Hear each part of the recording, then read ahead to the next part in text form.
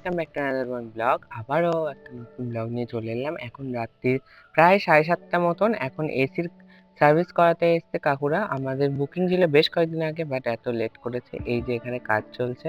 আর AC এমনি কোনো problem নেই, এই 1 ইয়ার হবে আর 2-4টে দিন পর। তো লাস্ট সার্ভিসিংটা ভাবলাম করিয়েই নিই, বাড়িতে ছিলাম যখন। তো এই তারপরে ওনাদের জন্য একটু আম আর একটু জুস দেওয়া হলো।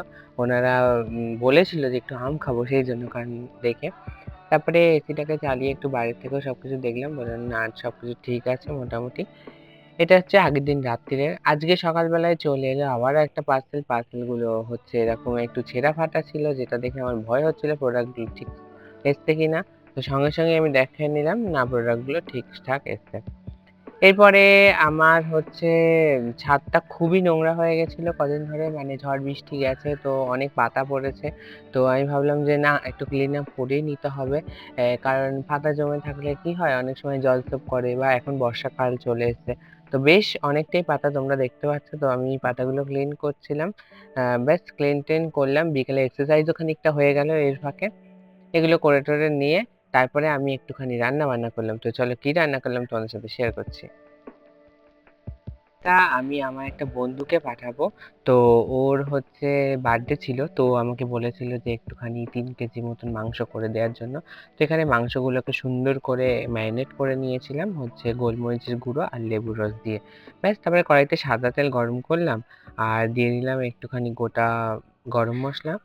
তো গোটা গরম মশলা ভালো করে একটুখানি ফ্রাই হওয়ার পরে দিয়ে দিলাম হচ্ছে এখানে একটু গোটা জিরে আর শুকনো লঙ্কা দুটো। ব্যাস এটাকে খুব সুন্দর করে ভাজবো, যতক্ষণ না গন্ধটা সুন্দর বেরোবে ততক্ষণ অবধি ভাজবো।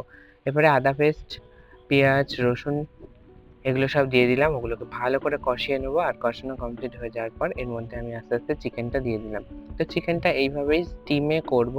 আর এর মধ্যে দিয়ে দেবো পোস্ত আর কাজু বাটা এটা। আর এদিকে আমি হচ্ছে টক দই আর কিশমিশ দিয়ে ওটাকে একটা মিক্সিং করে রেখেছি। মিক্সিংটা একটু দিয়ে দিলাম নুন আর জিরের গুঁড়ো, নো হলুদ গুঁড়ো, নো লঙ্কার গুঁড়ো। আর এখানে কাঁচা লঙ্কা দিয়ে দিলাম ফ্লেভারের জন্য। চিকেনটা সাদা সাদা হবে, এটাই ও চেয়েছিল খাবে বলে। ঠিক আছে চলো। আর চিকেনটা একটা পাত্রে হচ্ছিল না বলে আমি দুটো পাত্রে ভাগ করে নিয়েছি, নিয়ে রান্না করলাম।